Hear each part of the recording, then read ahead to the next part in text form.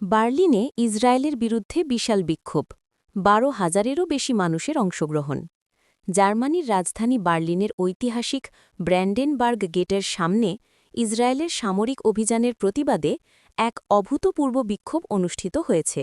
DBC নিউজের প্রতিবেদন অনুযায়ী এই বিক্ষোভে ১২,০০০-এরও বেশি মানুষ অংশ নেন। বিক্ষোভকারীরা গাজার মানবিক বিপর্যয়ের অবসান দাবি করে ৩টি মূল আহ্বান জানান। গাজায় ইসরায়েলের সামরিক অভিযান অবিলম্বে বন্ধ করতে হবে। জার্মানি থেকে ইসরায়েলে অস্ত্র রপ্তানি পুরোপুরি বন্ধ করতে হবে। ফিলিস্তিনকে একটি স্বাধীন রাষ্ট্র হিসেবে স্বীকৃতি দিতে হবে। এই বিশাল সমাবেশের অন্যতম আয়োজক ছিলেন জার্মান রাজনীতিবিদ শাহরা ওয়াগেননেক্ট। এছাড়াও শিল্পী, মানবাধিকার কর্মী এবং বিভিন্ন শ্রেণী-পেশার হাজারো মানুষ ফিলিস্তিনের প্রতি সংহতি প্রকাশ করেন।